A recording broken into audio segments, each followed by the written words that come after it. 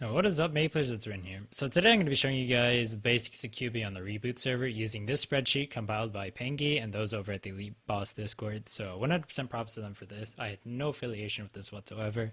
I didn't put data in it. I didn't do anything with it. This is 100% theirs, and I'm just using it for the sake of this video with their permission.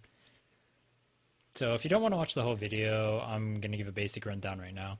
For Murder Epic, you're going to be using Master Craftsman cubes, although personally I would fuse gear together and then transfer that up to your desired equip level, or I would use Epic Potential Scrolls, which can be obtained from events that are going on right now, such as the Salmon Bowl event if you eat 12 Salmon Bowls, the World Tour event, Anniversary events. There are a bunch of events you can get it from. Even Dojo has them. From Epic to Unique, I would use black cubes if you're cubing multiple sets of gear and red cubes if you're not. I'll talk about that more later.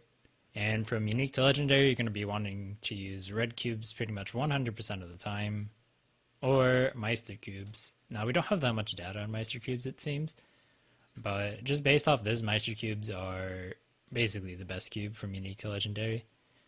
But once again, like 172 cubes total, that's nothing. Like we have 5k for red and 4.5 for black. So yeah, you have to take that data with a grain of salt. Anyway, so as I said before, for Murder Epic, you're going to be wanting to use E-Pot scrolls. You're going to want to fuse gear together and move that up.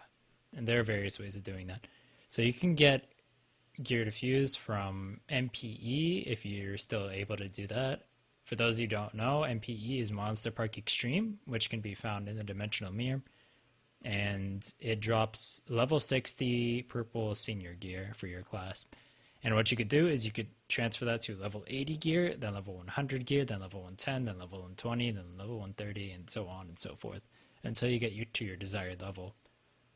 Now, I wouldn't bother cubing your gear until you get at least Pentalar gear, so that way it actually is relevant for a while. Because cubing below that, you're not only going to be able to transfer up to an epic potential. So essentially, if you tier up, it's a complete waste.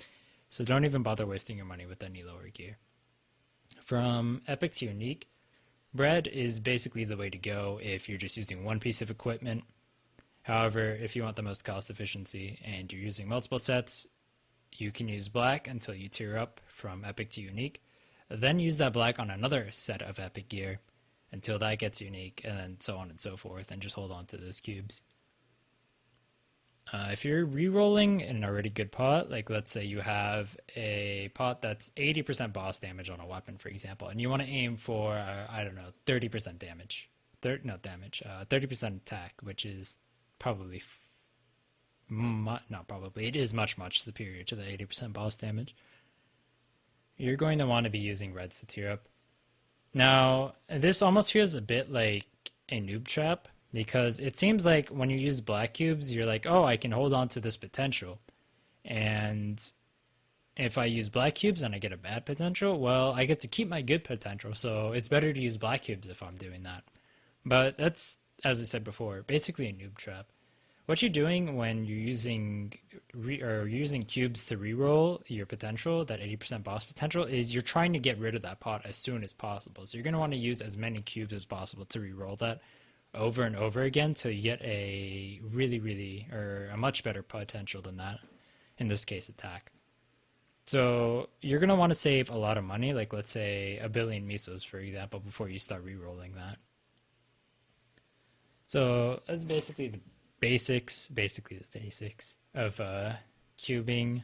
This stat is not always going to be accurate. Obviously, this is averages. I personally spent 4.2 bill on 2 equips recently, just trying to get them to legendary. So yeah, once again, not always accurate.